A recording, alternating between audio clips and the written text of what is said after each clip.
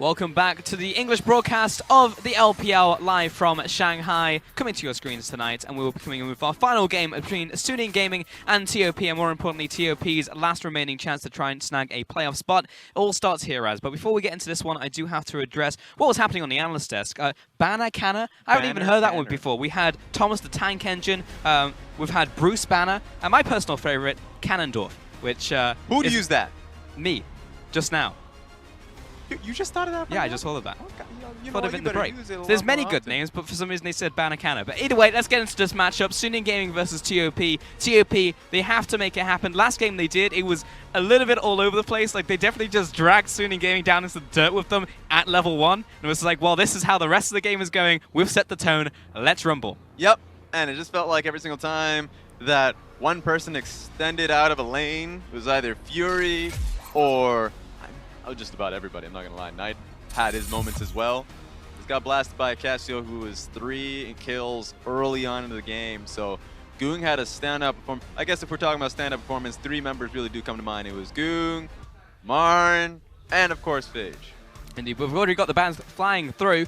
It's Caitlyn, Rise, and Olaf from TOP, and Galio, Cogmore, and Karma from Suning Gaming, and a first pick, Xayah for Fury. That's interesting coming out of Suning Gaming. They're already showcasing that even if they're on blue side, they do not want to pick up the Galio immediately. They do not look towards Kog'Maw, even though Fury is also known as the Kog'Maw player as well. So you could already tell that Suning Gaming want to open up the mid lane as soon as possible, but don't want to limit Knight's DPS with the Galio pick. Amaran, the classic Gnar pick once more. But XX will take away the Sejuani this time, so we will get to see something new from Hacker. Well, I mean, in Xiao, if you're Suning Gaming, just pick up the Lovers Duo at this point in time. Looks like they just completely decided that that was fine to give away to Suning Gaming. So TOP was known for Xayah and Rakan. That's what's fun, because teams banned Xayah Rakan against TOP, but they are somehow fine with going into that early on. Sure, you can pick up the Tahm Kench, and that's probably the best choice that you can make, but the early damage that they can dish out is what's threatening. Early damage in the lane, shove that you can utilize for yourself, and then of course the safety that the Rakan has for themselves. They are probably the safest duo in the game in their duo lane, just because honestly Rakan can just ditch flash early in laning phase to go double offensive summoners, because he has so much distance to cover by just going straight towards the Xayah. And that was the Jarvan as well for Hacker into the jungle, so a good old LPL pick right there for you. And we'll have the Tahm Kench in the end for TOP into the bot lane. So we'll go back onto these bans now for TOP. What happens when finally someone takes away the Sejuani away from you? It's like, all right, I'm just going to go for the other team fighter.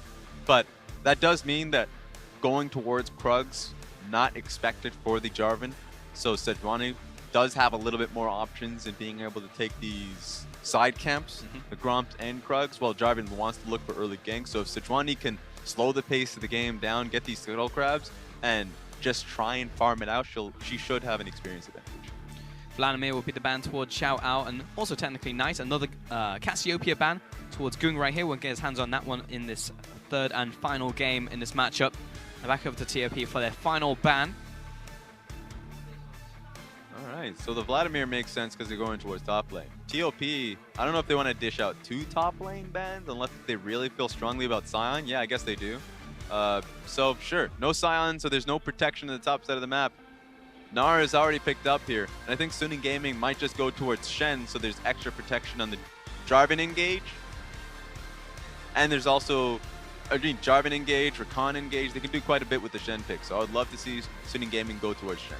That would be cool. It does find instant Gnar. You can mitigate a lot of Gnar's laning phase by Spirit's Refuge.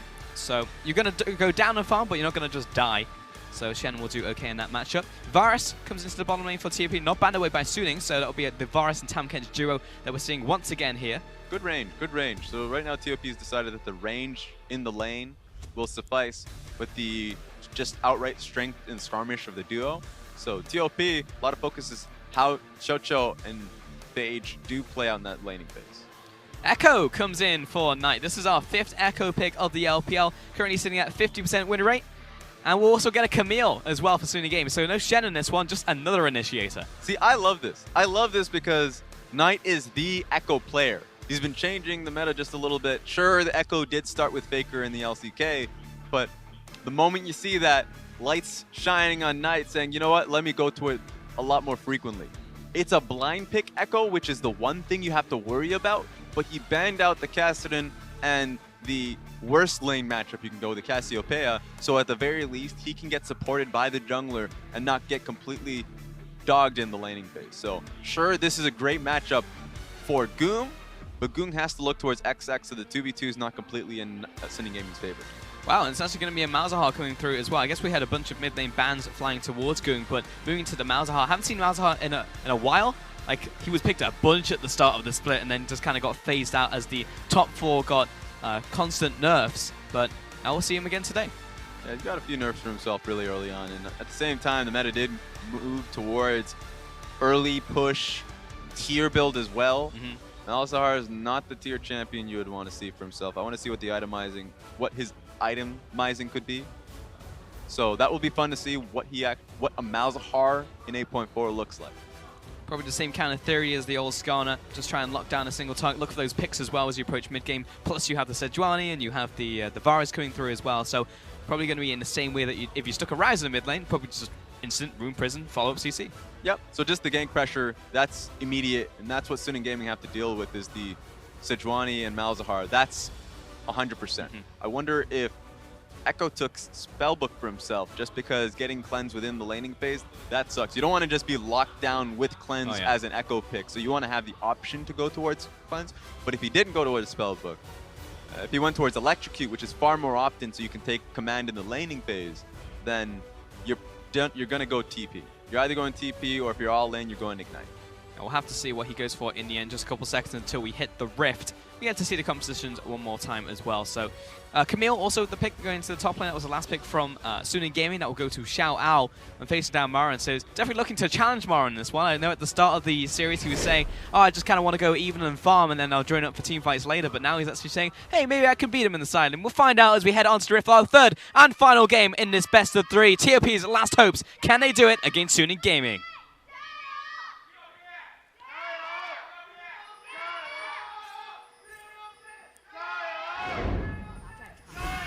Uh-oh. Hold on, buddy. There's a break in the ranks, even amongst TOP's fans. He's gone rogue. He heard the man scream it, and he was like, nah, my champ is better. I'll come in after. All right. Incredible. We're always going to have Marin supporters. No matter what team he's on, they're always just going to find him. You can frame that one up. That one looks probably the best sign I've seen in a while. Oh, it lights up. Yeah, exactly, right? It's always a light shining on Marin. Moment that acquisition came through. Hell of a lot more fans started lining up in the TOP department. Man, is every fan in the audience just a Marin fan? Yeah, pretty just much. Only Marin side. Just another one? They're all using TOP. They're all, every single one of them are using TOP just run around jokes. Yeah, the top laner of TOP. So, yeah, there we go. Never heard that one before. I'm putting it on a sign. But Xiao Ao, he's walking up into the deepest brush he possibly can, so he hasn't skilled anything yet. Now he's gone for the tactical sweep. You want to utilize it, so he'll just get poked first. So yeah, you do want to utilize the bush a lot more often against ranged matchups, so that's going to be good for Xiao Ao. Just kind of force Marin to use his trinket in the bush so he gets routed out. But if Marin uses trinkets in bush, then Hacker gets away into the lane. So that's one thing that Marin has to be aware of. Xiao gets the early push as well. Taking W level 1 means he can just push in. Plus he's got the Comet. It was one of the key reasons why Camille even came back in the first place. And Yoon, he gives it an attempt onto Chocho, but that's the time crunch lane. Yeah, starting off fast, starting off quick. Hacker immediately trying to go for it. Here's what's fun about this. Sunning Gaming are such a linear team in how they focus around mid lane. Echo is good skirmishing early with Electrocute into Malzahar. So sure, Malzahar is great. Like, he has excellent level 6 sit down, and I'm just gonna wreck your face. But before that, Electrocute Echo has way too much damage for Malzahar to handle.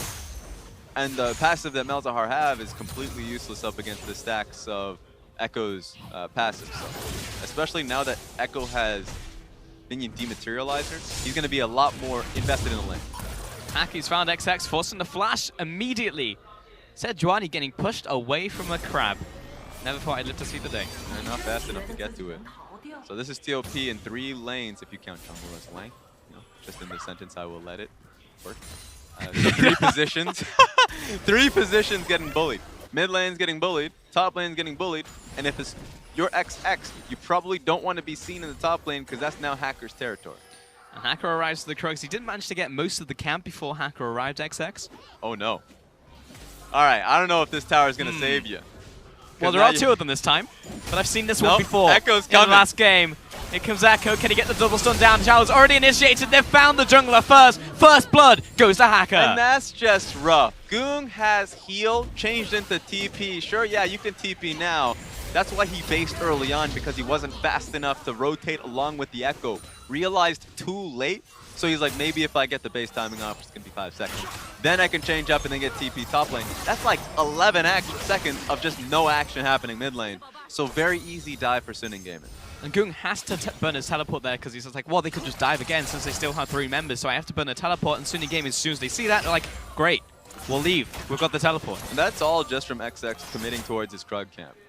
It's rough for him because if he goes blue side, he's already cleared that. So what is he going to take? Wolf camp's up now because of the second camp, but it's rough for a Sejuani completely conceding that much experience, but especially if your mid lane's going to have a tough time, as you recently realized. Top lane gets chunked out, you're not going to have the Krugs to yourself. Learns that the hard way. We are seeing a repeat of game 1, actually, in this best of 3 here, as Suning Gaming are starting to put the pressure back onto top lane here. And once again, Hacker is even moving towards the top lane. Once again, no wards here, so Marin will get caught in this one in mini form as well. He's probably got an inkling this is happening now, as Shower's running towards him, but doesn't have any mana, so can't really follow him down. Thankfully, the mini form speed boost that you get when you come out of it was just enough to get out of the sweep coming out of Xiao. So no slow, meaning that Marin gets out completely clean. Meanwhile, in the jungle, Knight is putting pressure onto XX as he's looking for the invade, but it's a 2 versus 1 right now. Knight, he's not dissuaded. He's still going to keep going because June is rotating from the bottom lane, and XX is by himself. He's going to beat Zaya in a second over the wall, and Knight will follow through. It's another kill, this time to Knight. Entire A team. Suning Gaming's early game is so crisp. Feels like, sure, Jarvan's caught in the top side of the map, but your Raptors are still well protected because Suning Gaming's bottom side of the map converges onto you immediately. And another unlucky early game from XX. And at a certain point, you have to stop saying it's unlucky and what's going on with the early game, XX? Like, what's happening here? Yeah, it's a team thing. It really is, because there are certain decisions that you can get away with if you go up against another team. Like, game 2, going an invasion on Krugs does work sometimes. I think that was a fine one, because it's on the guess that the enemy jungler doesn't come in to take the Krugs, and that your top laner comes and converges on you. That didn't happen. In fact, no lanes came in to back him up. Wow, nice. Marin just read him like green eggs and ham. That was absurd. But Marin, right now, with the level 6 advantage, maybe Shao can make something happen. Marin's going to get the chase down. He's about to get Meganar as well. He doesn't have level 6, though. And they will back away. Yeah, just because he wasn't level 6, that was the main reason for it. Now, the best thing about this matchup is the fact that, yeah, Gnar can jump out of it, but hookshot is a faster cooldown. So you're going to get another rotation of hookshot. That's why Camille decided to all in, knowing that there's no way for Gnar to get out of that situation unless he flashes. But yeah, the skirmishes is working so well for Marin. Played it so well. Now back into this mid lane. They've got the farm advantage, plus that 1 kill and assist. This is what's going to suck. Echo, not like Aurelion Sol, but can roam quite a bit. Not going to find any opportunities to go mid unless if he gets a cheeky W into the lane, working around a control ward. Doesn't have a control ward in the lane. So we should just be expecting the Echo to be looking bottom lane, or just shadowing the jungler to look for a 4-man play. Well, the roam champions you could have picked. You picked Aurelion Sol. Love the champion. It's like Talia, Ryze, any meta pick. What's wrong with Aurelion Sol? Aurelion Sol. Because we would see him in the LPL, Raz. One day. Who plays Aurelion Sol? Hacker, flag, drag, knock up, and he's put up, knocked down, turns around the nether grasp, but now Jarvan's just trying to kill him in time. Snaps back with the ultimate, and XX looking to follow through, but he's too late to the play. Yeah, feels rough. No wards to catch out where Hacker is located, so he's able to just pick and choose where the play is. I thought it was going to be bottom lane. In fact, XX was probably thinking the same thing. Had a control ward on his blue buff, thinking maybe this is going for a bottom lane play, maybe going for my blue buff. They switched up and went for mid. This is disastrous. An 8-minute mid lane tower about to fall down to Suning Gaming here. Usually teams have to wait until 20, 25 minutes, even 30 minutes to try and get a mid lane outer, but it's already down for Suning. Yeah. At least Goong has his teleport, just so he can stop these plays from happening on the bottom side of the map. I don't know for how long that's going to happen. Every camp is just being succeeded. everything's being taken away from XX. They've just beaten him up, taken his lunch money, also taken his blue buff. Like, everything is going wrong now for TOP with the jungle collapse. Yeah, this is rough. Pings are coming through from Suning Gaming. At what camp XX is going to be on? Because Raptors is up and red buff is up. He's not going to forego the chance of going for Raptors and red buff, which means he's on the top side of the map. So TOP's bottom lane actually just has to base. Sure, it's a good time to do so, but they are going to do it in an inoptimal time and lose the way for it. FLICKR walks into the jungle. XX, the fact he has to just wait in the brush, give it the good old 5 count before going towards any of his camps right now is just really sad to watch. Knight is even sitting here looking to contest, just sending a message like XX, you've got to remain paranoid even when farming your own camps. That's rough. And the only thing that's stopping him from getting invaded on a little deeper is the fact that Echo's not willing to concede his potions for a control ward. If he had gotten a control ward for himself, he can press up more vision because he has much more control of red side jungle than he knows he has it. Yeah. But I think that's one criticism. Actually just sell the wards, sell the potions so you can actually have more control of the advantage jungle. He has finished up his proto belt though in the mid lane with 1 kill and 2 assists.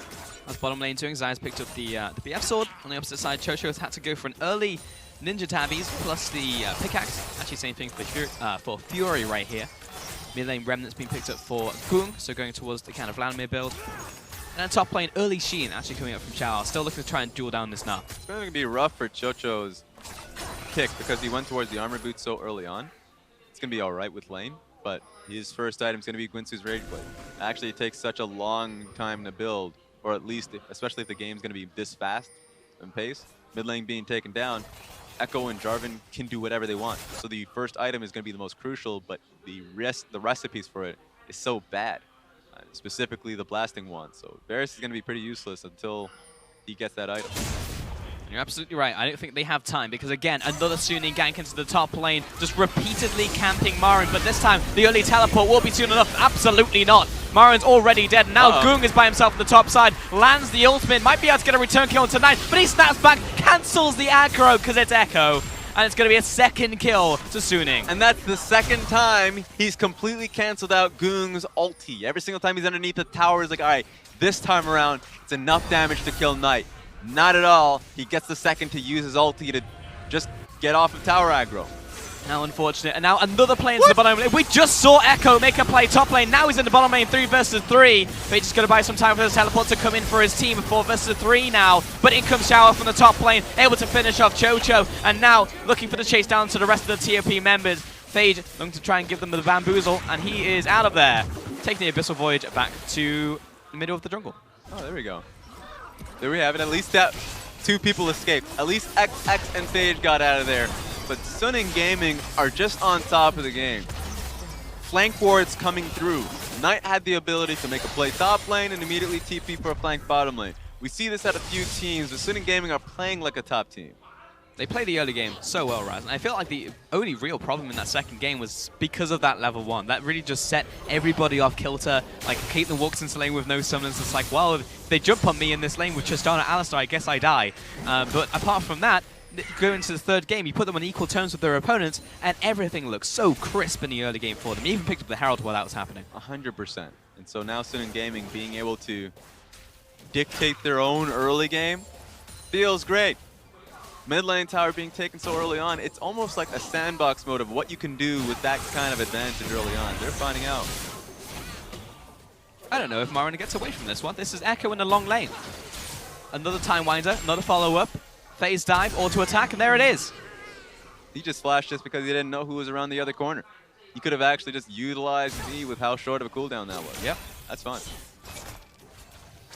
And that is a big problem for TOP. They can't put Marin into a side lane because if Echo goes down there, it's just going to kill him. That's usually a pretty good lane to put him up against, but the fact that he only has a Phage going up against a full item Knight, got a proto belt for himself, and the next item I would expect to be the Sheen. He wants to go towards Lich Bane, and that's just going to make matters even worse. So much worse. It is problematic. I'm looking towards TOP and what they can kind of muster in the next couple of minutes and try and dig themselves out of the hole that they're in, but Doesn't seem like there's any other way but down.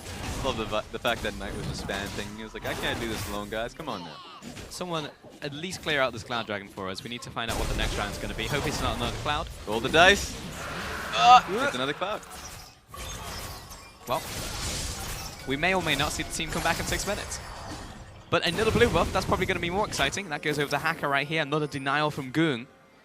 And we're not really even getting to see the composition from TOP work. You know, it was like, what's going to happen? We're going to see the SNG between Sejuani and Malzahar come out, lock down target, look for these picks. Well, currently TOP are actually getting perfect games. Yeah, they got messed up on first clear. The fact that XX lost his flash really early on, that top lane took a really poor trade. I'm not even going to question Goong's early game just because it is really difficult as a Malzahar in this laning phase pre-6 because Echo has so many options to just jump on you.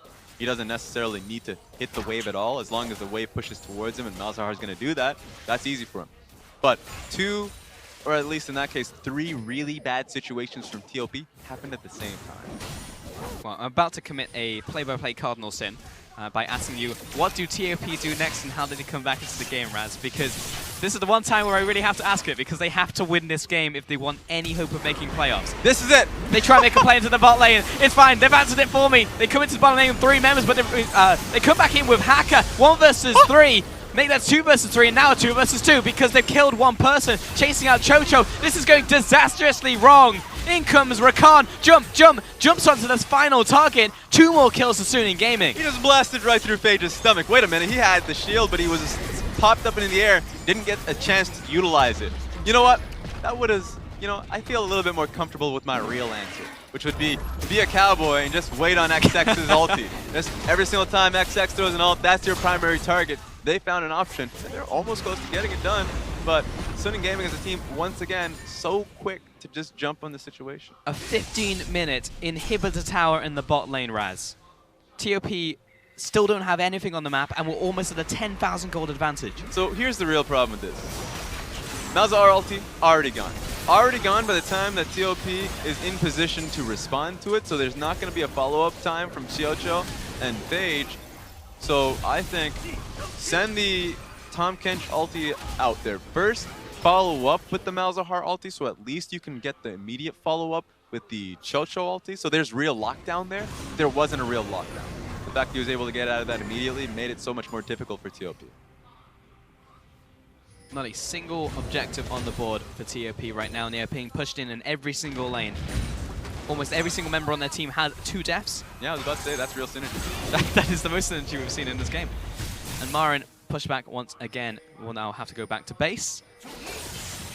I'm just taking a look at some of the item builds, because Knight currently sat on the Oblivion Orb, and he has the Proto Belt, and he is going towards the Lich Bane as well, so kind of a little bit of everything here. Oblivion Orb, nice, just because he gets the flat. Ooh, wait a minute. Okay, that's all good, that's all good. But yeah, Oblivion Orb just for the flat penetration. So he's already snowballing. Why not get a little bit farther ahead? And the Sheen, he should just upgrade that one first. So get Lich Bane as soon as possible. Just sit on the Oblivion Orb so you can get the Morellonomicon afterwards. Suning Gaming, I would say, well, maybe you should look towards the Baron if you want to knock down any of these more towers. But it's 17 minutes into the game. There is no Baron. So they'll just move towards mid lane. Classic 1-3-1. Funny how that works. Yeah, it is. A little bit strange. And Camille, honestly, just has free reign of this inhibitor if she's kept there long enough. TOP are on a ticking time clock right now. They need to force a fight or respond to Camille's push. Looks like Camille is rotating towards this mid lane here. No, just kidding. Taking the Wolves in fact, while the rest of the Suning Gaming push down the middle tower by themselves. In the 3 versus 3, knock it down to half. There's so much uncertainty there. They only had the information when the wave crashed bottom lane that Camille was not there, and they have no idea what she's doing. Push continues into the bot side. Looks like it's going to be a rotation here, actually, from Suning. Especially if Goong decides to step up, he will die. Minion waves here. Nice collapse into the top lane. Takes down another inner turret here. No response from TOP. Just obviously good coordination from them because Gnar had to respond to this bottom lane wave, and Varus had to sit on mid lane wave because Camille was on it. So right now, these waves are being utilized with such great efficiency coming out of Suning Game. Marin pushing back up to the bottom lane. Everyone going back to base on Suning.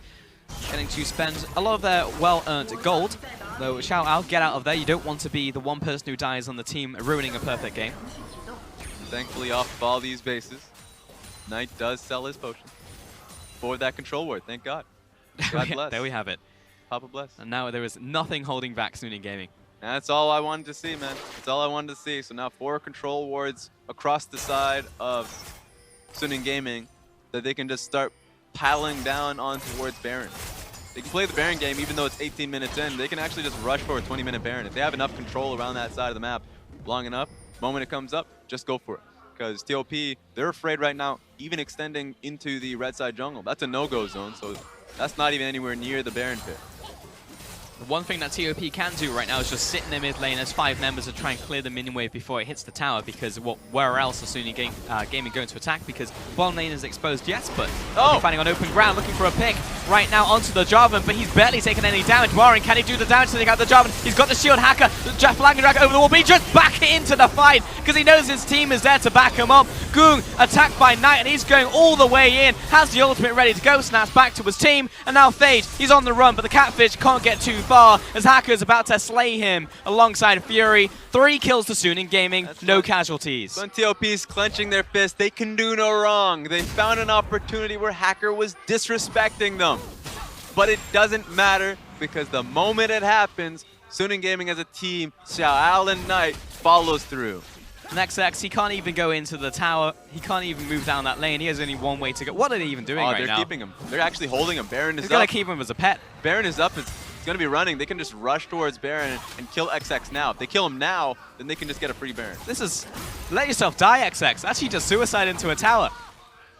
Get back! This is hilarious. Get back, you animal! They're actually just keeping him here. Oh! XX, just commit suicide at this point, and you will finally finish him up. XX is just laughing his ass off right now. Actually cracking it up. But what it means is that he's not going to be here for the Baron, as you said. Yeah, they've pretty much conceded it entirely. Right now, the entirety of TOP are all in lanes. Mid lane's pushed out, top lane's getting pushed out, and bottom lane's the same. Just because their next plan of action is to defend the Baron buff. So they're not even thinking about stealing. He's still laughing. XX, please. That was quite funny, though. But Suning Gaming have played this game immaculately. They've actually just min-maxed their entire early game into the mid game. Like, there hasn't been a single moment apart from Hacker disrespecting. Apart from that, everyone else has played immaculately. And it seems like all the puzzle pieces just fit together. Once they get the advances in the early game, they always have the next step. There's never a downbeat. There's never a rest. They always have an objective to move towards. Yep. That's what's so great about teams like Suning Gaming, Invictus Gaming, just like these top 4 teams coming out of the side of the East. Because they create more objectives. If it's early on in the game and there's no Baron, wards are their next objectives. They need to be able to protect the control wards that they have placed up. That's what they're doing right now. So right now, Suning Gaming getting better and better at it. Camille's off by a lonesome right now, and everyone from TOP just sat in this brush on top of a control ward. Suning Gaming are just going to walk past them, in fact. But it looks like they are collapsing into topside. Oh no, Camille, don't do it. They have the lockdown. The perfect game is ruined. Xiao's dead. But they also just obliterated Marin in the base, apparently. So it's a 1-for-1 trade. Plus, they managed to get the mid lane tower, and the mid lane inhibitor, and the bottom lane inhibitor. Yeah, they're playing a different objective. Seems like TOP is trying to muck up Xiao's KDA and the chances of being called perfect game, while Suning Games are just trying to end the damn game. This is the largest gold advantage we've seen all season long for Suning Gaming at 12,000 at just 21 minutes here. They're pushing onto the Nexus itself. Chocho taking the trip back with Phage. They're going on a road trip at this point. Just go back to the base and just watch on as the Nexus falls, because Suning Gaming, actually, they're not done. They're going to rub salt on the wound right here, move up to the spawn pad. Fury is like, well, my top laner already died. I don't need to worry about the perfect game anymore. And they will launch themselves onto the Nexus, and Suning Gaming eliminate TOP from playoffs. Just like that. Murderers that they are, Suning Gaming do it with style as well. Well, man, that was fun. That was fun for them. I just feel like Suning Gaming can showcase all these beautiful picks. The Ashe that we saw earlier this series, the Echo pick that we saw in this game. Doing it just because they can support no matter what it is. They can support the style that, sure, Echo might have a bad time when he gets to level 6 going up against Malzahar Sejuani. They're not worried about that. They're going to end the game earlier than that. First clear of Sejuani, immediately getting demolished. So early game for Suning looks probably the best in the league. It's a very exciting race for fourth in the Eastern Conference specifically because you have so many teams who look really good around that area. Even like JD are right next to them. They can also try and challenge Suning Gaming for the spot. Like the top three, pretty set in stone to be honest. If you're looking at the Eastern side, Invictus Gaming, Rogue Warriors, RNG as well. And that's why I feel bad for Jingdong because they've been that story. The Gao's been a phenomenal mid laner for the team. They've been a team play team, bringing in Xiaohan and RD as well, and they've been kind of showcasing that they fit quite well in the team. That's great. But these 3-4 juggernauts in the Eastern Conference are just blocking them from getting the playoffs when they could have actually just waltzed right in the West. That's unfortunate. Unfortunate coming out of them. Now that Suning Gaming are 2 games ahead of them, it pushes Jingdong to match up, to not lose a game going forward. It's tough though. They have a lot of tough competition in their league. Of course, the big top 3, but they need to stop beating the teams around them, and ultimately will come down to them trying to beat Suning Gaming as well, trying to nab that 4th spot. But nice little buffer that Suning Gaming created today, and also the fact that they have eliminated TOP from playoff contention. They will not be able to make it this split, unfortunately. And TOP, we have seen some growth. It's not been all bad for them. Marin comes into the team. We've had some change-ups in the mid lane, change-up in the bottom lane. I was particularly impressed by Phage today. I thought he did an exceptional job on that team. That's true. I think that at this point in time, TOP should feel relieved in the sense that they can now just kind of think about the next split, think about experimenting in this one as well. They have a lot of time, a lot of stage time to look to experiment on what their roster can be, what it looks like, because we haven't seen Korn in a little bit, but Korn and Karn is also a combination that they can utilize quite as well. So we'll see what their roster, what their ideal roster looks like, and if the practice going through sets them up for a proper summer split. Exactly, because it's week 8, but because it's the LPL, we still have a bunch of games to play. So good luck, TOP. We'll see what you're made of. But for now, we are going to send it over to the analyst desk to take a look at the series. And as Caster said, that is it for TOP, but that means that we have a very close 2-horse race for that 4th place spot between Suning and Jingdong. Yeah, it gets pretty intense up there. Unfortunately for TOP, they're not in anymore. But thankfully for TOP, there's no such thing as relegations anymore with franchised, so they're going to be around for another split. But you're right, it gets very tense, so who's going to take that 4th place spot? And what's interesting to me is that I feel this series was very fitting for Suning Gaming as a team, kind of like a microcosm for them. When they win super hard. And as Raz talked about in the cast, you know, there's no room to breathe. They know exactly what objective that they should be. They're ping-ponging exactly where they need to be on the map. But when they lose, it goes all out the window. It is a disaster. It's a complete mess. This is one of the few sets from Suning Gaming where you do look at the loss and you're like, maybe it isn't all that bad, given just how it went chaotic at level 1. And you would probably spend more time appreciating the victories and how good those victories actually were for them, because they did look super clean. When they do get that snowball early, it's something that I think they've actually cleaned up even more. They've accelerated how good they are at doing it. That defeat was a bit of a fiesta at level 1 that kind of just cascaded into a really poor position on the map. I know you were specifically talking about FLICKR throughout all of this series, just how impressed you were with his jungle pathing, how he was setting up his team, and we were trying to debate, you know, is it TOP that simply don't have the vision to stop FLICKR, or FLICKR is actually just that good? Yeah, FLICKR seems to at least be very aware of where the opponent jungler is at all times, and he has a lot of confidence about him. And again, this is a Sejuani thing for FLICKR, and I think he just should never have the champion again. He knows exactly how much damage he can take and where he can take it. So every single time you see those dives in top lane and stuff like that, FLICKR's usually a big part of the reason that they're setting that up in the first place. He knows how much damage he can take, which is a rarity. I know a lot of LPL players have a preference to diving, a lot of other regions a preference to hiding from dives. He knows exactly how much damage he can take when diving, when going forwards and being aggressive, and it enables the team very well. And of course, we cannot compliment FLICKR without looking at his partner in crime in that Echo performance tonight. Was incredible, not just in this game, but in all 3 games of the series, even in the loss. But he really shone this time around. Yeah, and this is a level 9 coming into the top lane. Of course, this isn't the first time that they'll be here, but this is the biggest one, the biggest reason they're able to snowball a lot of that game through. Knight shows up massive. You probably shouldn't give him Echo. We've seen him play it once, it got banned from him consistently afterwards, and from top lane to bottom lane, coast to coast for us, they're able to make it happen.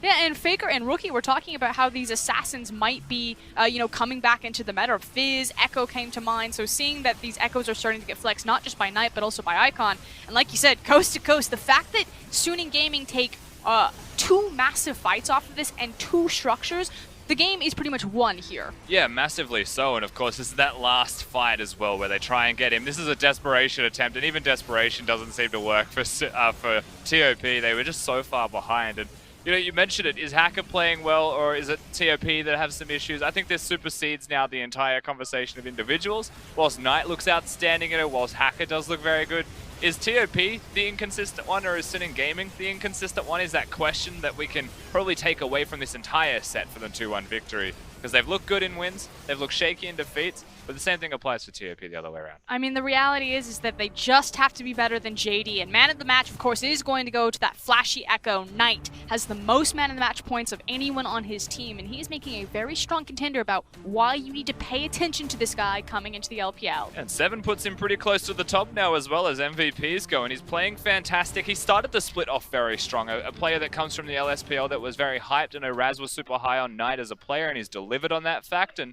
I was actually talking to Raz about this earlier. We're now torn up between, is it Knight or Yagao that actually get a rookie of the split. The rookie mid laner of the split. But now they're playing against each other to try and get into the 4th place spot. Maybe they answer it for us. And it's just unfortunate that Suning and JD are in the Eastern Conference, because you know how much damage, now that we've seen kind of the full scope of the West, how much damage that they could do over there. Yep, makes you really wish that either JD or Suning Gaming were on the other side. Perhaps they'd have a better fighting chance of getting into the playoffs or even climbing up higher, because right now for Suning, they can still attempt to climb. It's just that the mountain is almost insurmountable as to how far they have to go. So really it is about creating that distance with Jingdong and continuing to improve themselves as they go. Yeah, and the casters were talking about how, you know, this is the end of the playoff road for TOP, but that does mean that now they have so much more stage experience, like you were saying. The league is franchised. TOP aren't going anywhere. The players still have a lot to prove. We used to say that they're effectively playing for pinks. They're playing to play again. Yeah. You can see it on Goong's face. When TOP lose that hard, he feels bad about it.